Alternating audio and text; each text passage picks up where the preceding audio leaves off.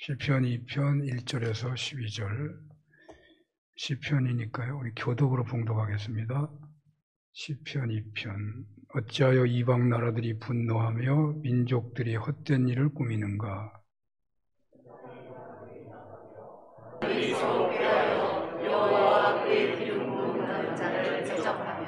우리가 그들의 맹 것을 끊고 그의 결박을 벗어버리자 하는도다. 하늘에 계신 이가 웃으시며 주께서 그들을 이루시리라. 그때 분을 바라며 진노하사 그들을 놀라게 하여 이르시기를 내가 나의 영을 내 곧 산 시온에 세웠다 하시리로다. 내가 여호와의 명령을 전하노라. 여호와께서 내게 이르시되 너는 내 아들이라. 오늘 내가 너를 낳았도다. 내게 구하라. 내가 이 땅과 나라를 내 영으로 주리니 내 소리가 땅끝까지 이르리라. 네가 철장으로 그들을 깨뜨리며 질그릇같이 부수리라 하시도다. 그런즉 그러니까 너희는 지혜를 얻으며 세상의 장엄하다. 너희는 모든 받을지어다. 여호와를 경외함으로 섬기고 떨며 즐거워할지어다. 그의 아들에게 입 맞추라. 그렇지 아니하면 진노하심으로 너희가 길에서 망하리니 그의 진노가 급하심이라. 여호와께 피하는 모든 사람은 다 복이 있도다. 아멘. 시편 2편 1절에서 12절 본문으로 너는 내 아들이고 딸이다. 내게 구하라 라는 제목으로 주님 말씀을 증언하겠습니다. 역사의 고비고비마다 인물들이 등장하죠. 그 인물들이 그 고비를 정리하고 새 시대를 열곤 합니다. 오늘날은 이 고비가 적어서 그런지 인물이 적은 것 같고 어려운 시기에는 꼭 인물들이 많은 것 같아요. 그런데 그 고비고비 인물들이 등장해서 새 시대를 여는 과정에 매우 긴박하고 또 폭력과 살생과 또 전쟁과 갖은 음모가 난무하는 그런 현장이었던 것을 우리가 또한 잘 알 것입니다. 후대에 역사 드라마로 혹은 영화로 만들어지는 것을 보면 대체로 그 역사의 고비 때의 내용들이 대부분입니다. 우리 사극으로 가장 많이 등장하는 것이 아마도 고려가 망하고 조선시대가 등장할 때 아니었나. 또 조선 왕국 이씨 왕조가 제대로 세워지는 과정에서 왕자의 난들이 막 일어나서 살벌한 그런 현장을 배경한 그런 것들을 다들 또 좋아하는 것 같아요. 그래서 그런 것을 배경한 영화가 많고 드라마가 많은 거라고 봐집니다. 자, 오늘 시편에서는 이스라엘의 3대 왕 솔로몬이 왕이 되는 것을 배경한다고 합니다. 솔로몬이 왕이 됐으니까 박수 받으면서 12지파의 환영을 받으면서 그렇게 왕이 되고 그래서 혼란이 없이 왕이 되어가지고 이스라엘의 최고의 성왕으로 예루살렘 성전을 지은 왕으로 그렇게 쓰임받은 것인가? 그렇게 생각하기 쉬운데요. 실제는 전혀 그렇지 않았습니다. 솔로몬이 왕이 될 때 매우 음모와 또 살생과 폭력, 아주 이루 말할 수 없는 그런 수많은 암투가 있었던 것을 오늘 본문을 통해서 보면 짐작할 수 있죠. 우리가 또 짐작할 수 있는 것은 다윗이 부인이 많아요. 그리고 자녀가 많죠. 야곱이 자녀가 12이라고 많다고 그러는데 다윗은 20명이 넘어요. 성경에 기록된 인물들만 해도 20명이 넘으니까 부인도 8명으로 나오지만 실제로는 20명이 넘을 거라고 학자들은 말을 합니다. 그러니까 그렇게 많은 부인과 자녀들이 있으니까 얼마나 그 다음 왕이 올라설 때에 살벌한 일들이 벌어지겠습니까? 우리가 잘 아는 대로 형제간에 죽고 죽이는 일이 있었고, 또 아들이 반란을 일으키는 일이 있었고, 아들이 어떻게 반란을 일으킵니까? 그러한 왕조는 거의 드뭅니다. 이방원이가 태조에게 막 대들었다 그러지만 그건 대든 거지 반란이 아니에요. 압살롬은 죽이려고 한 거죠. 다윗을 죽이려고 한 겁니다. 그러니까 이거 어마어마한 이러한 끔찍한 일들이 벌어진 것이죠. 솔로몬이 왕이 되기까지 궁중에서 벌어진 권력투쟁 암투, 우리의 상상을 초월한다고 봐야 합니다. 열왕기상 1장에 보면 솔로몬이 왕이 되기까지 기록이 나와 있는데요. 우리가 생각나는 대로 좀 기억을 해보면 맏형인 암논은 동생의 누이를 범함으로 인해 가지고 압살롬이 암논을 죽이는 거죠. 압살롬은 아버지에게 미움을 받아가지고 있다가 그러나 원체 출중한 자여서 사람들이 압살롬을 많이 따르게 되니까 압살롬이 반란을 일으키고 그러나 압살롬도 죽게 되죠. 근데 세 번째 아들 아도니아가 그래서 자연스럽게 다음 왕의 유력 세자가 되는 것이죠. 그는 외모가 매우 준수했다고 합니다. 한 번도 아버지 다윗에게 책망을 들은 바가 없는 아버지의 인정을 받았던 그런 아들이라고 합니다. 그래서 주변에 많은 사람들이 이 아도니아에게 관심을 갖기 시작하고 아도니아에게 줄을 대기 시작하는 것입니다. 최고의 장수라고 할 수 있는 요압과 그 군대 장관 요압을 따르는 많은 장수들이 아비아나 그 아도니아의 편에 서게 되고 또 제사장 아비아달도 아도니아의 편에 서게 되는 거죠. 이 아비아달이 어떤 사람인지 알죠? 아비가일인가 아버지가 다윗을 도와주잖아요. 도와줬다기보다는 다윗이 제사장에게 피할 때 골리앗의 칼을 내준 사람이 이 아비아달의 아버지잖아요. 그리고 진설병을 먹여준 사람이 그 아버지고. 근데 그 아버지가 어떻게 죽어요? 다 죽잖아요. 처참하게 죽잖아요.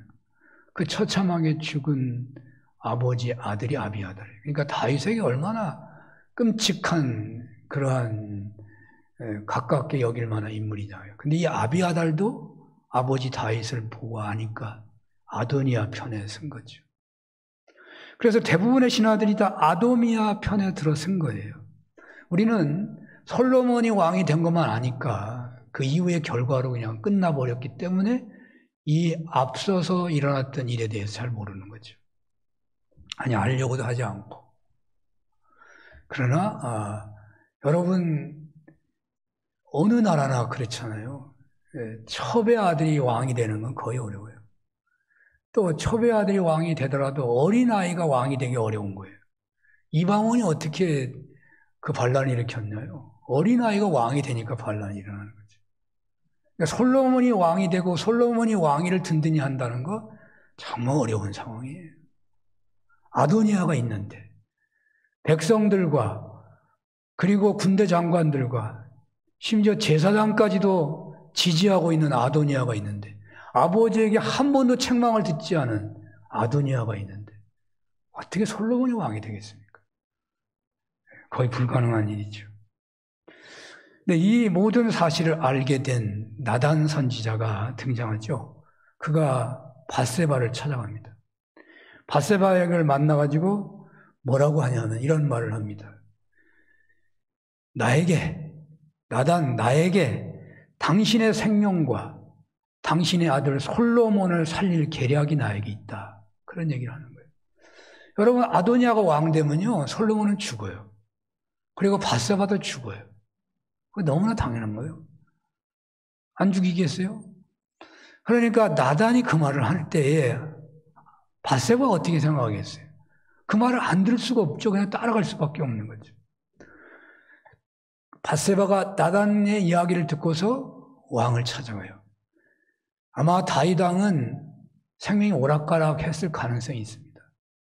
정신이 들면 좀 말짱하다가도 이제 몸의 기력을 잃으면 거의 의식을 잃어버리는 그런 상황인 거예요.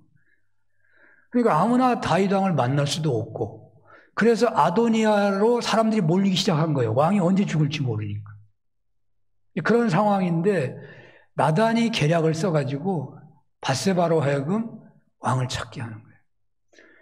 그래서 밧세바가 왕을 찾아서 이제 나단이 계략을 준 대로 말을 합니다. 정말 기가 막혀요. 내용을 보면은 밧세바가 이제 다윗에게 가서 이렇게 말합니다.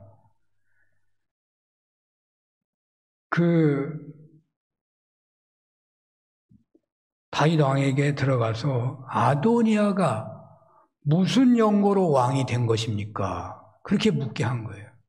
아도니아가 무슨 연고로 왕이 된 겁니까? 그러니까 이제 다윗 왕이 무슨 말을 해야 되는데 정신이 오락가락 했는지 그건 알 수가 없어요.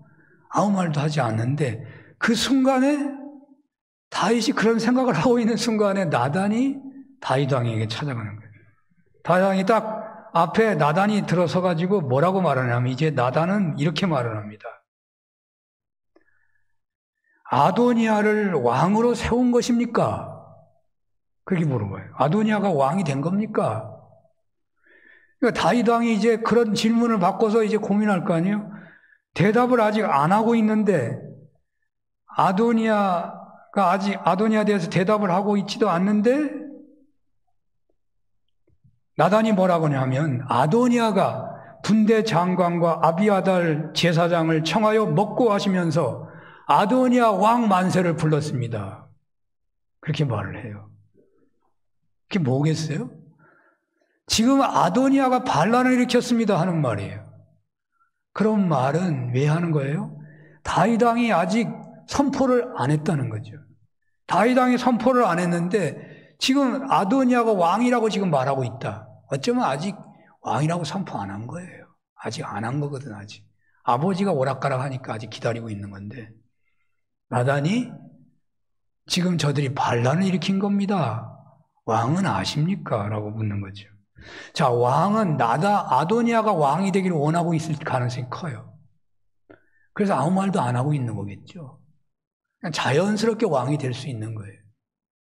그런데 지금 나단이 아도니아를 왕을 세우려고 물어봐요. 선포한 적이 없잖아요. 왕이 되라고 명을 내린 적도 없잖아요. 그러니까 이 아도니아가 마음이 들어도 순간적으로 어떻게 돼요? 아도니아가 마음에 안 들지. 어떻게 아버지 말을 안 듣고 감히 자기가 왕이라고 말을 하느냐. 있을 수가 없는 거죠. 다윗 왕이 아마 분노했을 가능성이 있습니다. 다윗 왕이 밧세바에게 이렇게 말합니다.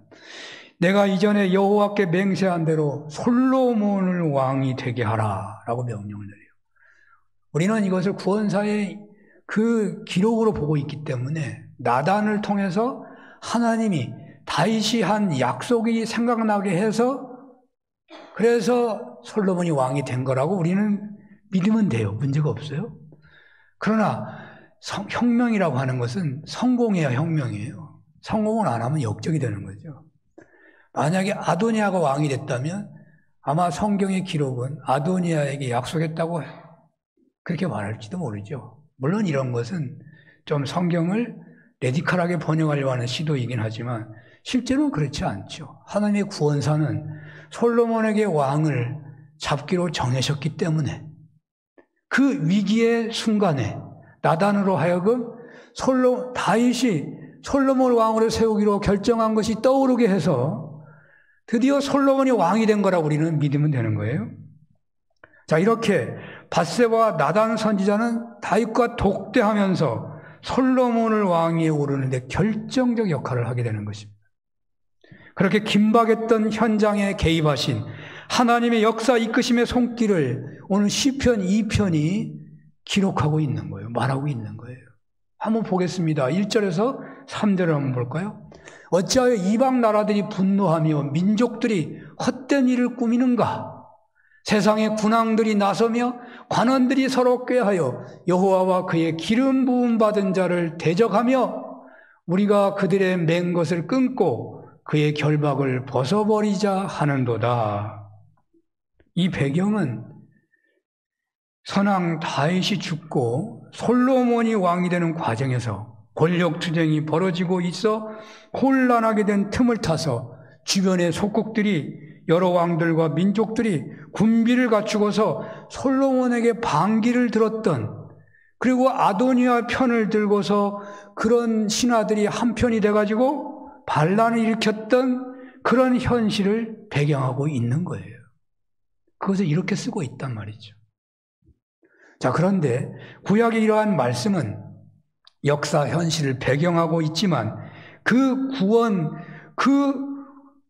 구약의 기록은요, 언제든지 구원사의 방향으로 볼 때 이 구약의 기록은 언제나 예수 그리스도를 향하여 기록되고 있어요. 언제든지. 구원 역사의 방향과 목적, 구약의 기록의 방향은요, 구약 기록의 목적은 언제나 예수 그리스도를 향하고 있는 거예요. 왜냐하면 구약의 이스라엘의 역사는 일개 개인의 역사가 아니고 아브라함을 통해서 온 인류를 구원하시려고 하시는 그 이스라엘의 역사이기 때문인 거예요. 자, 열방이 분노하고 군왕들이 나서고 관원들이 서로 꾀하여 그 기름 부음 받은 자를 해하려고 했다고 하는 것, 이건 분명히 솔로몬을 왕되지 못하게 하려고 했던 모든 시도들을 말하고 있는 거잖아요. 그런데 이 솔로몬이 왕이 되기까지 권력 투쟁, 암투, 중상모략, 반대 세력들의 온갖 시도들을 말하고 있는 것이지만 바로 이 현실은 구원사의 미래를 예표하고 있는 것이기 때문에 이것은 바로 예수 그리스도의 탄생의 현장에 대한 예표이고 계시도 된다는 말이에요. 그래서 우리가 잘 아는 대로 예수님의 탄생 이야기를 보면 헤로드 왕이 총독과 관원들을 통해 가지고 예수님을 죽이려고 혈안이 되었던 것을 우리는 마태복음 기록에서 확연하게 알 수 있습니다. 그래서 2살 난 아이를 다 죽인 거잖아요. 다 죽인 거예요. 예수님도 죽이려고 했던 거죠. 이스라엘의 역사는 하나님께서 온 인류를 구원하시고자 선택하신 백성들의 역사이기 때문에, 이스라엘 역사는 하나님의 구원사가 숨겨져 있는 역사이기 때문에 우리는 이 성경에서 예수님이 등장하게 되는 것과 같은 차원에서 볼 수가 있다는 것이죠. 솔로몬이 다윗의 후계자로 등장하는 역사의 배경을 가진 시편이 하나님의 구원사에 속한 말씀이기에 이 기록은 예수 그리스도가 온 인류의 구세주인 왕으로 오실 때에 나타난 사건의 계시이고 예표라는 거예요. 그래서 이 시편을 수많은 그 주석가들이 다 메시아에 대한 예언시다, 그렇게 보고 있는 것이죠. 저는 이 기록이 바로 예수님에 대한 구원사를 드러내는 것이라고 확신하는데, 바로 이처럼요, 저는 이 구약의 모든 말씀이 다 예수님을 향하고 있고 또 믿는 사람을 향하고 있고 오늘날 신자들을 향한 말씀이 되기도 하는 거예요.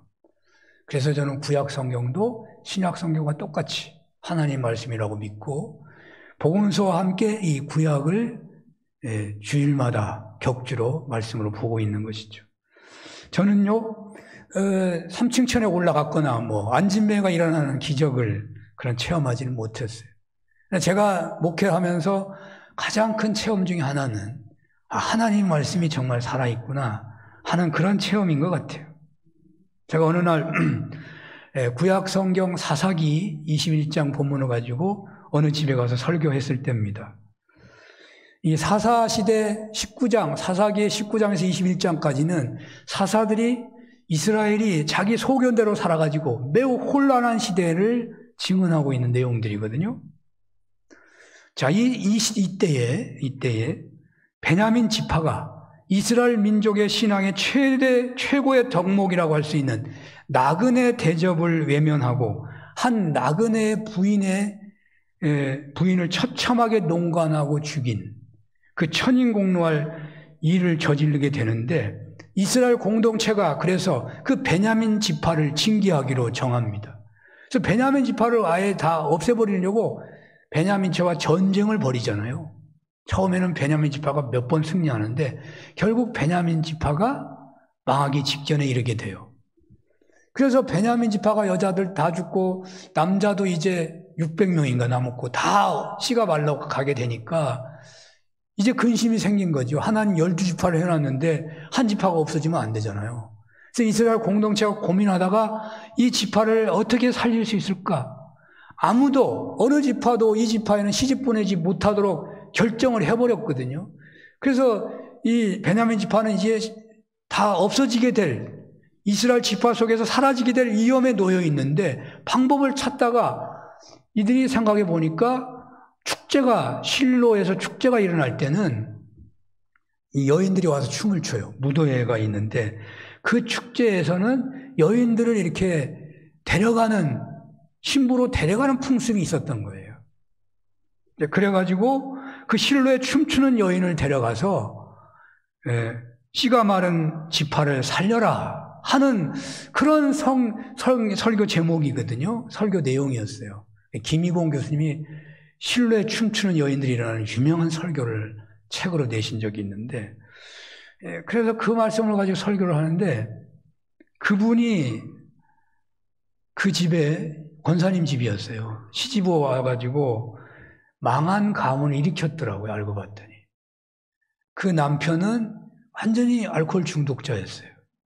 결혼해갖고 왔는데 바닷가 근처로 이사 왔는데 이분은 그냥 교회 간다고 투도로 맞고 그냥 엄청 면 맞고 사는 거예요. 그러면서 노점상을 해가지고 보따리 장사를 해가지고 자녀를 키운 거예요. 다른 사람 같으면 벌써 집을 나갔겠죠. 근데 예수 믿는 사람이라 그 가정을 지키면서 결국 그 자녀들을 신앙의 사람으로 세운 거예요. 그런데 이 남편이 한 50여 세에 죽었어요. 제가 갔을 때 막 돌아가셨는가 그래요. 제가 그곳에 부임했을 때. 근데 그렇게 제가 설교를 하는데 저에게 오는 감동이요. 하나님이 그 가정에 직접 오셔가지고 그 권사님을 막 끌어안는 것 같아요. 어마어마한 감동이 저에게 오더라고요. 아마 그 권사님은 어마어마한 위로를 받았을 거예요. 근데 그 가정이요. 정말 큰 가정이 됐어요. 큰 인물의 가정이 됐어요. 캐나다로 이민 간 우리 김중태 장로님 제가 얘기했는지 모르겠는데 그 가정이에요. 그 자녀들이 정말 훌륭한 신앙인들이 됐어요. 사랑하는 여러분, 혹 여러분의 가정이 어렵습니까? 가정을 살리는 희생에 하나님이 얼마나 그 사람을 귀하게 하는지 몰라요.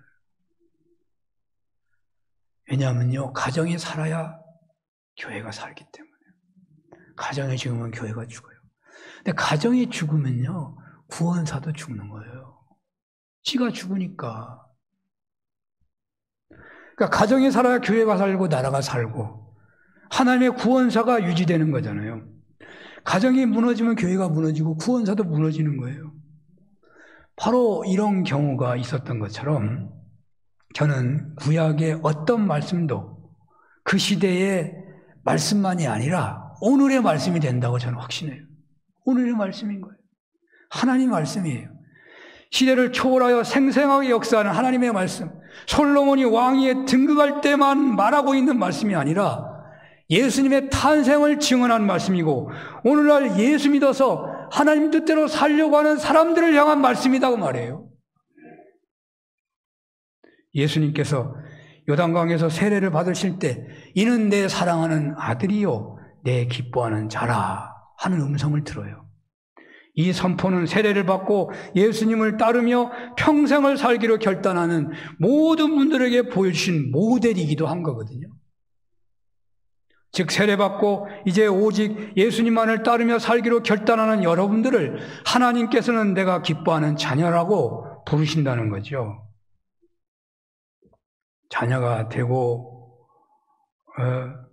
그렇게 됐을 때 이렇게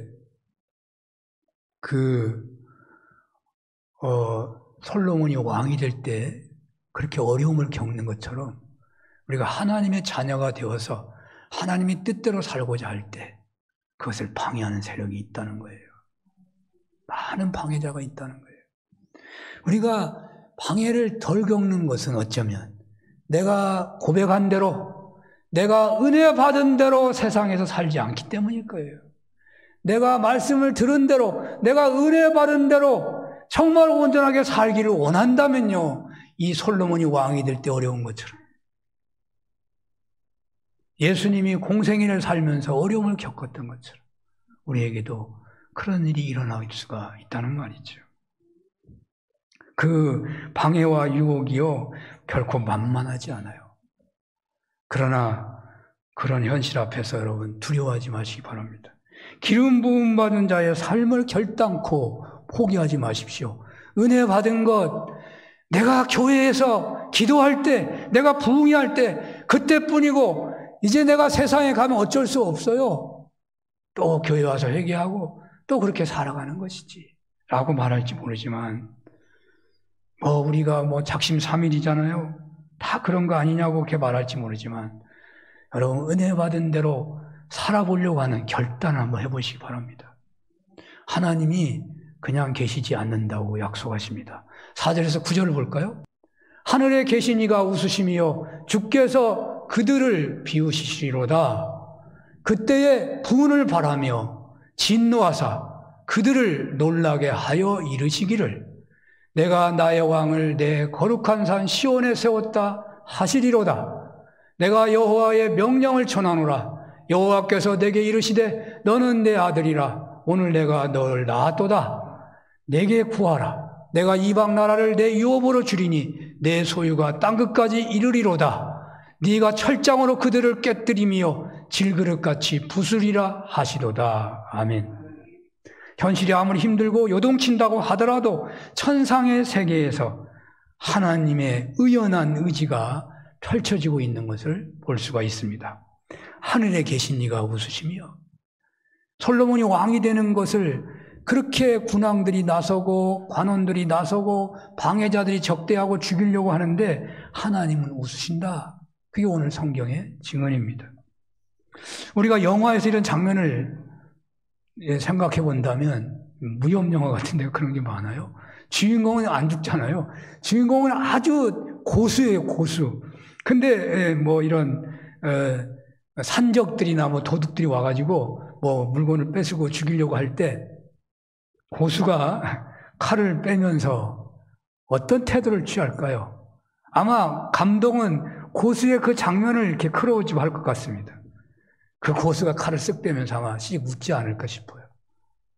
너희들이 아무리 힘이 세고 많이 몰려왔어도 나는 고수니까 칼을 쓱 빼면서 아마 웃을 것 같다 이 말이에요. 이길 것을 확신하기 때문이죠. 우리네가 암담한 현실이나 총각을 다툴 위기에 놓였다고 하더라도 천상의 하나님께서는 두려워하실 리가 없어요. 하나님에 대해서, 메시아에 대해서, 믿는 사람에 대해서 세상의 왕들과 군주들이 총반란을 일으킬 수 있습니다. 그의 지배로부터 벗어나기 위해서, 하나님께로부터 벗어나기 위해서 갖은 음모를 꾸밀 수 있을 것이고요. 군대를 동원해서 인원수를 세면서 긴장이 고조된 마지막 순간처럼 압박할 수 있을 것입니다. 그런 상황이지만 하나님은 웃으신다는 거예요. 오늘 성경에 보면 하나님이 웃으시며, 왜냐하면 악인들의 멸망을 하나님은 알고 있기 때문에 하나님은 그 악인들을 친히 심판하실 수 있기 때문에 어려움이 닥쳐오고 있습니까? 두려워 마시고 떨지 마시고 힘들지만 한번 웃어보십시오. 하나님의 웃음을 기억하시면서 한번 자신감을 가져보시기 바랍니다. 그래도 두려우십니까? 그럼 오늘 성경은 이렇게 말씀하십니다. 내가 너를 시온산의 왕으로 세웠다. 솔로몬이 두려워하는데 하나님이 내가 너를 왕으로 세웠다. 내가 너를 하나님 믿게 했다 그 말이에요. 여러분 하나님 믿고 믿음으로 살기가 어렵고 두려우십니까? 내가 너를 내 자녀로 세웠다 라고 하나님이 말씀하신다니까요. 하나님이 친히 여러분들에게 그렇게 은혜를 베풀었다고, 그러므로 하나님의 자녀답게 살아가는 데 있어서 두려워하지 말라고 하시는 거예요. 하나님께서 친히 은혜를 받게 하셨고, 그리고 한 교회, 사는 교회 가족이 되게 하셨고, 교회의 비전과 목적에 따라 충성하도록, 그래서 세상에서 승리하며 살도록 세우셨다는 거예요. 시온산의 왕으로 세우시고, 하나님께서 이 솔로몬으로 하여금 그 모든 세력들을요, 철장의 권세로 다 부서뜨린다는 거 아니에요. 이방을 다 평정한다고 약속하고 있잖아요. 약속하고 있잖아요. 너는 내 아들이고 내 딸들이다. 오늘날 내가 너를 낳았다. 나의 왕을 내 거룩한 산에 세웠다. 거룩한 산에 세웠다. 예루살렘에 세웠다. 여러분들을 교회에 세웠다고 말해요. 여러분을 교회 공동체에 세웠다고 말해요. 이 세상을 섭리하는, 세상을 중심에 서서 온 세상을 풍요롭게 하는 그곳이 교회라고 성경은 말해요. 그 교회 여러분을 세웠다. 여러분이 교회에서 그의 나라와 의를 구하고 충성할 때 여러분 세상에서 승리하게 하신다는, 풍성한 열매를 맺게 하신다는 그런 시온에 세웠다고, 교회에 세웠다고 말씀하고 있다는 그 말이에요. 너는 내 아들이라 내 딸이라 내가 오늘 너를 낳았도다. 그렇습니다. 하나님께서 여러분들을 세례받게 하시고 은혜 받게 하시고 하나님 믿게 하시고 공동체에 속하게 하시고 교회의 목적과 비전에 충성하게 하시고 세상에서 승리하게 하신다는 거예요. 이 모든 것을 감당할 수 있도록 내가 너를 아들과 딸로 세웠다. 예수 그리스도 독생자의 십자가에서의 죽으심으로 우리는 거듭나게 된 것이죠. 우리가 하나님의 자녀가 되었습니다. 자녀로서 권세를 가졌습니다. 그래도 감당하기 어렵습니까? 주님 이렇게 덧붙입니다. 내게 구하라. 내게 구하라. 내 자녀가 된 권세로 내게 구하라. 오늘 성경에 분명히 나와요. 7절, 8절 한번 보세요. 너는 내 아들이라 내가 오늘 너를 낳았도다. 8절에 내게 구하라. 내가 내 소유를 땅끝까지 이르게 하리라. 약속하십니다. 내가 열방을 유업으로 주겠다. 내가 철장으로 저희를 질그릇같이 부수리라. 이 약속대로 솔로몬은요, 하나님께서 역사하셨어요. 그 왕이 오르는 것을 방해하는 모든 자들을 다 처결합니다. 완벽하게 처결합니다. 바로 여러분들에게 똑같이 하나님이 역사하신다는 말이에요. 솔로몬이 얼마나 떨었겠습니까? 사극에서 보면요, 어린 왕자들 다 죽어가잖아요. 벌벌 떨 수밖에 없는 현실에 놓인 솔로몬에게 하나님은 내가 너를 세우노라. 내가 너를 낳았도다. 내게 구하라. 내가 열방을 유업으로 주리라. 내가 철장으로 대적을 부술 것이다. 그래서 솔로몬이 어떻게 했어요? 천제단을 쌓았다니까요. 솔로몬이 천제단을 쌓으니까 솔로몬에게 지혜를 주셔가지고 솔로몬이 철장으로 부수지는 않았지만 솔로몬은 지혜로 요압도 죽이고 아도니아도 죽이고 다 처결합니다. 하나도 없이 다 처결해요. 아무 문제 없이 처결합니다. 지혜로. 하나님이 지혜를 주셔서 솔로몬은 이스라엘 왕국을 굳건하게 세우게 된 것입니다. 사랑하는 여러분, 주님 뜻 안에서 새롭게로 삶을 결단하시는 여러분, 두려워하지 마시길 바랍니다. 내가 너를 세워놓으라. 내가 너를 낳았도다. 내게 구하라. 내가 비전을 이루어 줄 것이다. 내가 철장으로 모든 방해자들, 원수들을 물리칠 것이다. 이 말씀이 여러분들에게 주시는 하나님의 말씀이 되시기를 축원합니다. 그리고 이 말씀에 따라서 살아서 오늘 이러한 간증이 여러분들에게 있었으면 좋겠습니다. 10절에서 12절입니다. 그런즉 분왕들아 너희는 지혜를 얻으며 세상의 재판관들아 너희는 교훈을 받을지어다. 여호와를 경외함으로 섬기고 떨며 즐거워할지어다. 그의 아들에게 입맞추라. 그렇지 않으면 진노하심으로 너희가 길에서 망하리니 그의 진노가 급하심이라. 여호와께 피하는 모든 사람은 다 복이 있도다. 아멘. 사랑하는 여러분, 예수 그리스도를 통하여 하나님의 아들 되고 딸이 되신 여러분, 세상 군왕들이, 세상의 실력자들이 여러분들 때문에 여호와 하나님을 경외하게 되고 하나님 앞에 떨게 되고 하나님을 섬기게 되는 역사가 있을 거라고 말씀하고 있는 거예요. 이게 있잖아요. 이 말씀이 있잖아요. 그들도 여러분들 때문에 하나님으로 인하여 샬롬과 즐거움을 누리게 될 것이라고 말씀하고 있어요. 이게 성경에 있어요.